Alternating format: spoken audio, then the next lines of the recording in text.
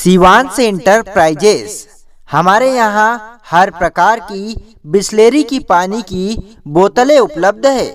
हमारा पता सूरज कुंड वार्ड क्रमांक 3 खंडवा। हमारे यहाँ शादी पार्टी के ऑर्डर भी लिए जाते हैं। एक बार सेवा का मौका अवश्य देवे। मंत्री महोदय ने फरमाया कि मेरे सारे जरूरी काम छोड़कर मैं यहाँ पर उपस्थित हुआ हूँ। मैं बड़ा विनम्र निवेदन करना चाहता हूँ, हाथ जोड़कर इस बात को कहना चाहता हूँ कि मेरे लिए इससे बड़ा कोई काम और हो नहीं सकता।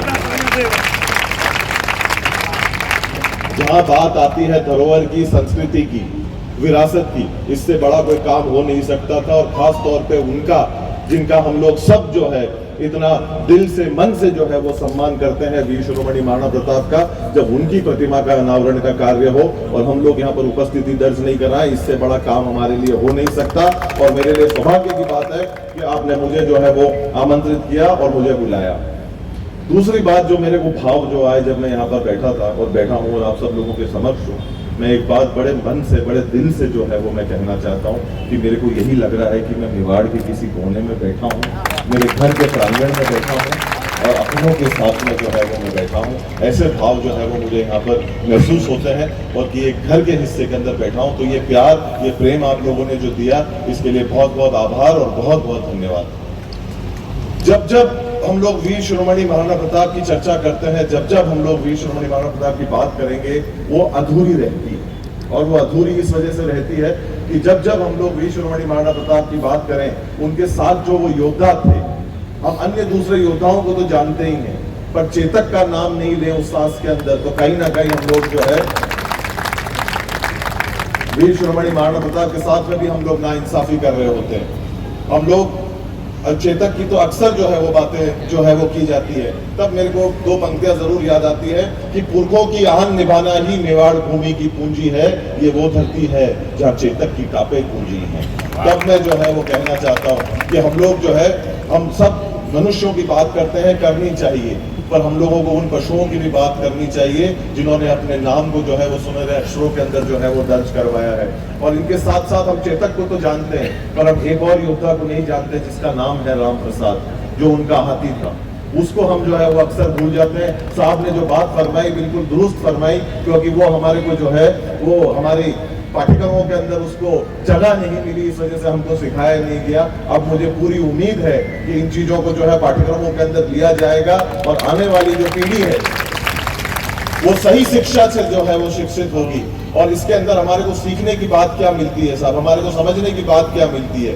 हमारे को सीखना और समझना ये है, जो महाराणा प्रताप का जो हाथी था उसको कैद कर लिया गया था, वो दुश्मनों के द्वारा जो है वो पकड़ाया गया था। वो विदेशी आक्रांताओं के जो दो सैनिक थे जो पहरा दे रहे थे राम प्रसाद के जगह जहां पर उसको बंदी बना रखा था, जहां उसको कैद कर रखा था, उसके बाहर जहां पे वो खड़े हुए थे, तो वो दोनों एक दूसरे से चर्चा कर रहे थे कि हमारे को 15-20 दिन हो गए इस हाथी के सामने हम लोग खड़े हुए हैं और हम लोग इसको खिलाने पिलाने की कोशिश कर रहे हैं, ये खा पी नहीं रहा है कुछ। हमको ये समझ में नहीं आ रहा कि वहां के अगर पशुओं में इतनी वफा है तो वहां के इंसानों के बारे में, तो अगर हम इनके पशुओं को गुलाम नहीं बना सके तो वहां के मनुष्य को क्या हम गुलाम बनाएंगे? वीर शिरोमणि महाराणा प्रताप की बात ही हम लोग क्या करें? उनको हम लोग क्या पकड़ेंगे? मेवाड़ को हम लोग क्या गुलाम बनाएंगे जब हम पशुओं को गुलाम नहीं बना पा रहे?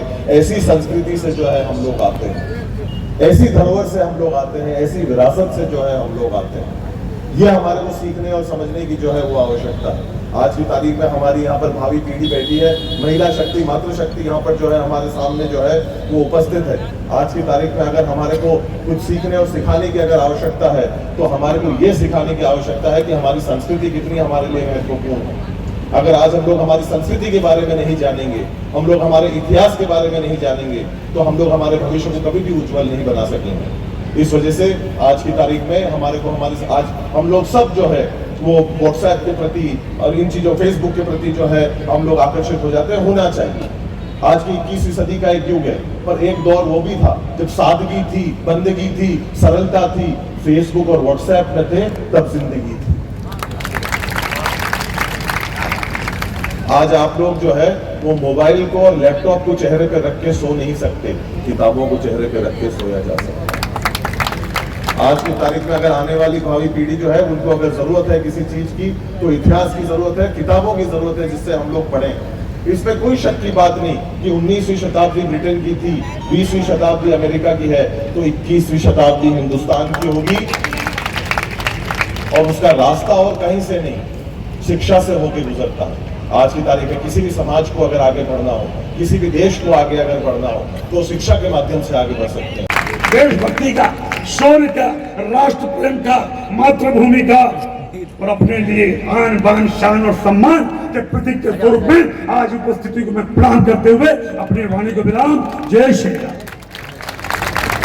नहीं, इतिहास बदलने की मांग नहीं करी है सर। मैं ये हम लोग ये कहना चाहते हैं कि वीर शिरोमणि महाराणा प्रताप को हमारा जो इतिहास चाहिए, पाठ्यक्रमों के अंदर उस चीज को जो है जरूर शरीक कराने का वक्त, चीजों को जो हमारे आने वाले समय तुम भी बोल लोगे तो क्या मतलब सिखाने का वक्त।